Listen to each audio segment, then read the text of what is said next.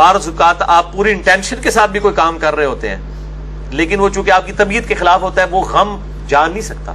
جیسا کہ صحیح بخاری میں آتا ہے، نبی علیہ السلام کے جب بیٹا ابراہیم فوت ہوا تو آسم کی آنکھوں سے مسلسل آنسو روا تھے. صحابہ نے کہا یا رسول اللہ یہ کیا؟ تو آپ نے فرمایا کہ اللہ تعالیٰ آنسوؤں کے اوپر گرفت نہیں کرتا جب تک کہ کوئی آواز نہ بلند کرے، یعنی زبان کے ذریعے کو بات نہ کر دے. آنسو تو یعنی ایک نیچرل چیز ہے. حالانکہ نبی علیہ السلام سے زیادہ کس کو پتا تھا کہ انا للہ و انا الیہ راجعون؟ نبی علیہ السلام سے زیادہ کون جانتا تھا کہ موت کا وقت مقرر ہے؟ آپ سے زیادہ کون جانتا تھا وَلَنَبْلُوَنَّكُمْ بِشَيْءٍ مِّنَ الْخَوْفِ وَالْجُوعِ وَنَقْصٍ مِّنَ الْأَمْوَالِ وَالْأَنفُسِ وَالثَّمَرَاتِ؟ آپ سے زیادہ کون جانتا تھا کہ ان اللہ مع الصابرین؟ لیکن ظاہر ہے ایک کلک تو ہوتا ہے نا، دل میں غم تو ہوتا ہے. غم کا ہونا، آنکھوں سے آنسوؤں کا آنا کسی تکلیف پر تو سنت ہے، لیکن اس پہ واویلا کرنا، زبان سے اللہ تعالیٰ کے لیے ناشکری کلمات نکالنا، یہ وہ چیزیں جس پہ آپ کو اختیار ہے. آنسوؤں پہ آپ کو اختیار نہیں ہے. آپ کو بری خبر کئی بار ملتی ہے نا، بعض اوقات بندہ کھانا شروع کرتا ہے، اس ٹائم خبر ملتی ہے، اس ٹائم بھوک مر جاتی ہے. اب یہ نہیں آپ کہہ سکتے کہ جناب یہ آپ نے، ظاہر وہ انسان کو اختیار نہیں ہے، وہ اللہ نے اندر ایک سسٹم بنایا ہوا ہے، اس کے اوپر گرفت بھی نہیں. جس چیز کا ہمیں اختیار دیا گیا نا، وہ اگر کوئی کام ڈالے گا نا اس کے اوپر گرفت ہو جائے گی. تو یہاں پہ بھی موسیٰ علیہ السلام کی جو والدہ ہے، ان کے ماں کا دل یعنی بے قرار تھا. انقادت لتبدی بھی لولا ربتنا علی قلبها، قریب تھا کہ وہ سب کچھ ظاہر کر دیتی اگر ہم اس کے دل کو مضبوط نہ کرتے. یعنی وہ ظاہر کس طرح کر دیتی کہ ماں ہے بس پھاٹی پڑتی. کسی وقت بھی ایسا ہو سکتا ہے، یعنی کیفیت تو کسی میں بھی طاری ہو سکتی. صحیح بخاری میں حدیث ہے، نبی علیہ السلام ایک عورت کے پاس سے گزرے جو ایک قبر پہ بیٹھ کے تو مسیح کہہ رہی تھی اور رو رہی تھی اونچی آواز سے. تو آپ صلی اللہ علیہ وسلم نے فرمایا صبر کر. وہ آپ کو نہیں پہچانتی تھی یا اس طرف وہ دیکھ نہیں رہی تھی. تو اس نے کہا، آگے سے یہ کہہ دیا کہ اگر تیرے پہ تکلیف گزری ہوتی نا تو تجھے پتا ہوتا. تو آپ صلی اللہ علیہ وسلم نے اس کا کوئی جواب نہیں دیا. آپ صلی اللہ علیہ وسلم آگے چلے گئے. باقی صحابہ نے کہا یہ اللہ کے رسول تھے، تو نے اتنی بدتمیزی کی ہے. یہاں تو کسی ایک بزرگ عالم دین کے بارے میں کوئی یہ نہیں سن سکتا. میں آپ کو نبی علیہ السلام کا کریکٹر اور کردار بتا رہا ہوں. وہ عورت دوڑتی ہوئی حضور کے پاس ہے، یا رسول اللہ غلطی ہوگی، یہ ہوگی، وہ ہوگی. آپ صلی اللہ علیہ وسلم نے اس ٹاپک میں بات ہی نہیں کی ہے کہ تو نے گستاخی کر دی. یا رسول اللہ میں صبر کر لیتی ہوں. آپ نے بس جب اللہ کی باری بات آئی تو آپ نے فرمایا کہ صبر تو صدمے کے آغاز میں ہوتا ہے، بعد میں نہیں. یعنی جب پہلی دفعہ بری خبر کسی کو ملے تو وہ اس وقت صبر کرے، وہ ہوتا ہے. پورا رو پیٹ کے اپنا کام پانی میں باہر گئے، چلو جی اے لوگ ہیں اتنی لمبی لمبی سٹوریاں سناتے ہیں، یار دیکھو جی آیا اور رو پیٹ کے کہتے ہیں نہیں جی دیکھو پھر بھی اسی صبر کر رہے ہیں جی، گالاں بھی کڈن گے دشمن نو، پھر جی صبر کرنا نہیں. تو آپ صلی اللہ علیہ وآلہ وسلم نے فرمایا صبر صدمے کے ابتدا کے وقت ہوتا ہے. الحمدللہ. صحیح مسلم میں ایک حدیث ہے، ام سلمہ رضی اللہ تعالی عنہا وسلام اللہ علیہا، ان کا خاوند فوت ہو گیا ابو سلمہ. ان کو خبر ملی، جنگ میں شہید ہو گئے. انہوں نے نبی علیہ السلام سے ایک دعا سنی ہوئی تھی کہ جو شخص مصیبت اور پریشانی میں اگر ایک دعا ہے ایسی وہ پڑھ لے تو اللہ تعالیٰ اس صدمے کی کمپنسیشن اس سے بھی بہتر فرما دے گا. اور دعا آپ کو پتہ کیا ہے؟ انا للہ و انا الیہ راجعون. یہ مشکات میں آپ کو کتاب الجنائز چیپٹر پہلی جلد کے اندر، اس میں پہلی فصل کے اندر مل جائے گی. بے شک ہم اللہ ہی کے ہیں اور ہم نے بھی اللہ ہی کے پاس لوٹ کے جانا ہے. یعنی اگر مطلب ہمیں کوئی نقصان پہنچا ہے یا ہمارا کوئی مر گیا ہے یا مالی نقصان ہوا ہے تو یہ نقصان ہو گیا، اللہ کے پاس چیز چلی گئی تو ہم نے بھی ایک نہ ایک دن ہم نے بھی تو چلے ہی جانا ہے. اس چیز بھی چلے گی تو کیا ہوا، چاہے وہ مال تھا، چاہے دولت تھی، چاہے کوئی سٹیٹس تھا، کوئی عہدہ تھا، کوئی رشتہ دار تھا، کوئی بھی چیز تھی. اللہم اجرنی فی مصیبتی، یہ پہلا حصہ تو قرآن میں بھی ہے. اللہم اجرنی، ہم یہ میم کے اوپر جزم ہے، یعنی اس کو آپ نے جھٹکے سے پڑھنا ہے. اللہم اجرنی فی مصیبتی، اے اللہ مجھے اجر عطا فرما اس مصیبت میں. کیونکہ بخاری مسلم میں حدیث ہے جب بھی کسی کو کوئی مصیبت پہنچتی ہے تو اللہ تعالیٰ اس کے بدلے اس کے گناہوں کو معاف کر دیتا ہے. حتیٰ کہ کسی مسلمان کے پاؤں میں کانٹا بھی چبھے، اسے کوئی دکھ درد اندیشہ بھی پہنچے، بخاری مسلم میں اندیشے کے بھی الفاظ ہیں. اندیشہ یہ ہے کہ بھی ہوا کچھ نہیں، ابھی ٹینشن لگ گئی ہے کہ یار کدھر نہ ہو جائے. اگر یہ بھی اسے کوئی تکلیف پہنچی ہے نا اور اس کے اوپر بھی کہ نہیں جو اللہ کی مرضی اللہ خیر ہی کرے گا، تو اللہ تعالیٰ اس کے بدلے بھی اس کے گناہوں کو معاف کرتا ہے. سبحان اللہ، اللہ اکبر کبیرہ والحمد للہ کثیرہ وسبحان اللہ بکرۃ واصیلہ. ٹینشن کے اوپر بھی ثواب ہے جی، موجہ ہی موجہ، دکھ درد اندیشہ حتیٰ کہ پاؤں میں کانٹا بھی چپ جائے. تو اللہم اجرنی فی مصیبتی، اے اللہ اس مصیبت میں مجھے اجر عطا فرما. وَأَخْلِفْ لِي خَيْرًا مِّنْهَا، اور میرے لیے اس سے بہتر نعم البدل بنا دے. یعنی اگر تو نے مجھ سے میرا خاوند لے لیا نا، مجھے اس سے بہتر خاوند عطا فرما. اگر تو نے اے اللہ مجھ سے میری دولت لے لی ہے، اس سے بہتر مجھے دولت عطا فرما. اگر میری اولاد مجھ سے لے لی ہے، اس سے بہتر مجھے اولاد عطا فرما.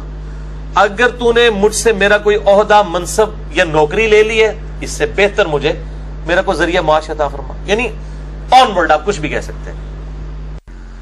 اچھا، ام سلمہ رضی اللہ تعالیٰ عنہ بار بار دل میں یہ سوچ رہی تھی کہ میں نے کہا میرے خاوند جیسا تو خاوند کوئی نہیں ہے، اس کی بہتر نعم البدل اللہ تعالیٰ کیا عطا فرما سکتا ہے. ظاہر یہ خیال تو بالکل جینون تھا.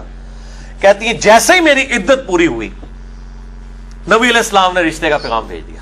الحمدللہ، اللہ اکبر کبیرہ والحمد للہ کثیرہ وسبحان اللہ بکرۃ واصیلہ. ام سلمہ ام المومنین ہے، نبی علیہ السلام کی وہ بیوی جو سب سے آخر میں فوت ہوئی 64 ہجری میں. واقعہ کربلا بھی ان کی زندگی میں ہوا ہے. سب سے آخر میں فوت ہونے والی بیوی ام سلمہ ہے سلام اللہ علیہا، اور ان کی ہسٹری پیچھے سے ہی ہے. لہٰذا یہ دعا آپ یاد رکھیں، انا للہ و انا الیہ راجعون. اے اللہ ہم خود بھی تیری ہی طرف سے آئے ہیں، سب کچھ تیری طرف سے ہے اور تیری ہی طرف لوٹ کر جانا ہے.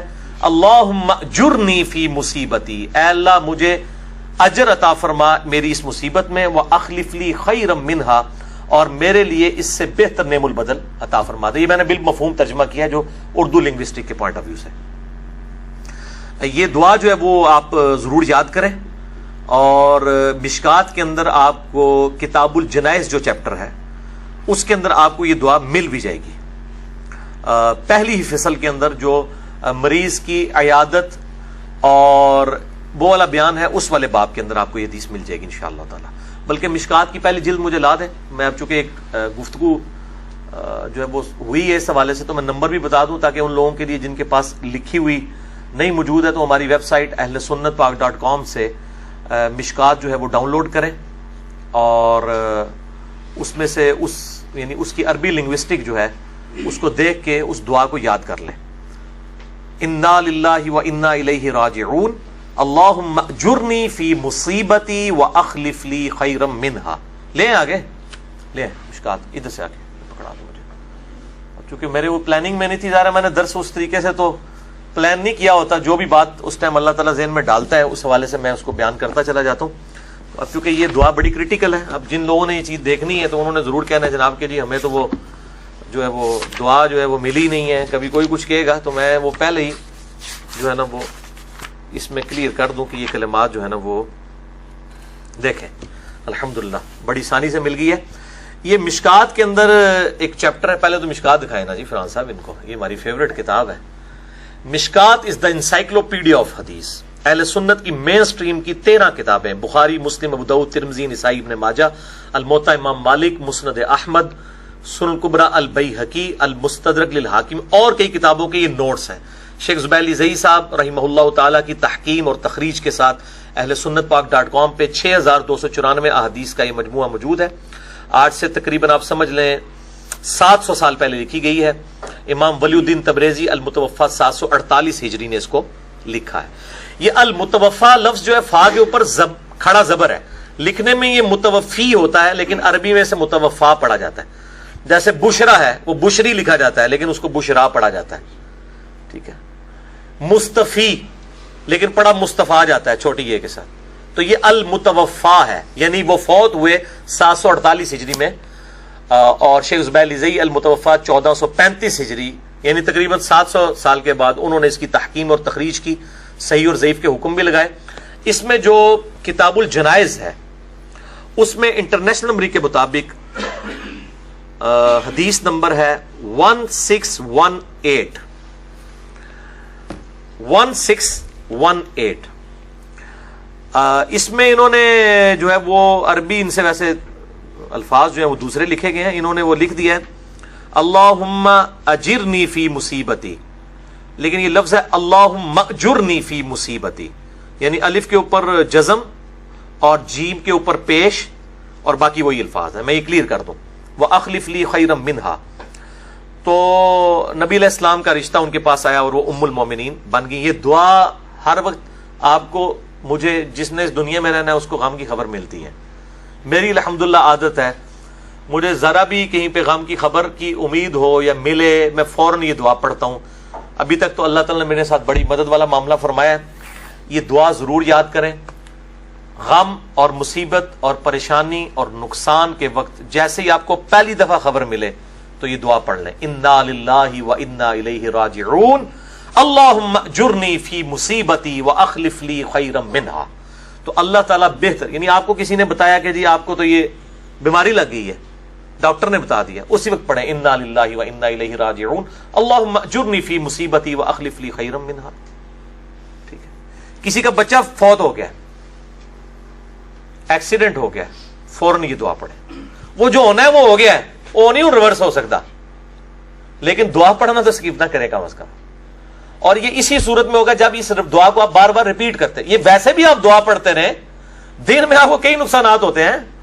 کبھی جو بندے کو ٹھوکر لگ جاتی ہے، کبھی بندہ جو کسی معاملے میں لیٹ ہو جاتا ہے، ٹھیک ہے، کوئی اور نقصان کی خبر، مطلب آم 1 کلو خرید کے لائے تھے، آدھے داغ ہی نکل آئے ہیں، انا للہ و انا الیہ راجعون. او دن لڑائی باز بے شک کر لی ہو لیکن دعا پڑھ لو، ٹھیک ہے. بعض اوقات موٹر سائیکل پہ چلتے وقت کوئی پنکچر ہو جاتا ہے، موٹر سائیکل گاڑی پنکچر ہو جاتی ہے، گاڑی کا اے سی خراب ہو جاتا ہے اچانک. یہ تو پوری زندگی کے اندر چھوٹے چھوٹے غم تو ہیں نا. تو یہ دعا کنٹینیوسلی پڑھتے رہے، اس کو حرز جام بنا لیں. بچوں کو بھی یاد کروائیں، بڑوں کو بھی یاد کروائیں، تاکہ یہ تو پوری زندگی رہنا ہے. کیونکہ یہ اللہ نے کہا ہوا ہے وَلَنَبْلُوَنَّكُمْ بِشَيْءٍ مِّنَ الْخَوْفِ وَالْجُوعِ وَنَقْصٍ مِّنَ الْأَمْوَالِ وَالْأَنفُسِ وَالثَّمَرَاتِ وَبَشِّرِ الصَّابِرِينَ. ہم ضرور تمہیں آزمائیں گے کچھ تھوڑے سے خوف سے، بھوک سے، جان اور مال میں نقصان کے ذریعے. پھر خوشخبری ہوگی، بشارت ہوگی صبر کرنے والوں کے لیے. الذین اذا اصابتہم مصیبہ، اور اللہ نے بتا دیا کہ کن لوگوں کے لیے بشارت ہے کہ جب ان کو کوئی خبر پہنچتی ہے، کوئی تکلیف پہنچتی ہے مصیبت کی، قالوا انا للہ و انا الیہ راجعون. اس وقت پھر وہ یہی کہتے ہیں کہ ہم بھی تو اللہ ہی کے تھے، ہم بھی اللہ ہی کی طرف لوٹ کے جانے ہیں. اگر ہماری یہ چیز کا نقصان ہو گیا، یہ اللہ کے پاس پہنچ گئی، کسی کی بھینس ہی فوت ہو کے پہنچ گئی اللہ کے پاس، تو ہم نے بھی اللہ کے پاس ہی جانا ہے. یہ دعا قرآن میں اتنا حصہ ہے. اور ساتھ اللہم اجرنی فی مصیبتی، اے اللہ مجھے اجر عطا فرما اس مصیبت میں، یعنی ظاہر مصیبت کے بدلے اجر تو ملتا ہے. وَأَخْلِفْ لِي خَيْرًا مِنْهَا، اور اس کا مجھے اس سے بہتر نعم البدل عطا فرما. الحمدللہ، اللہ کے وعدوں پہ یقین رکھیں، انشاءاللہ اللہ تبارک و تعالیٰ اس کا بہتر نعم البدل عطا فرمائے گا.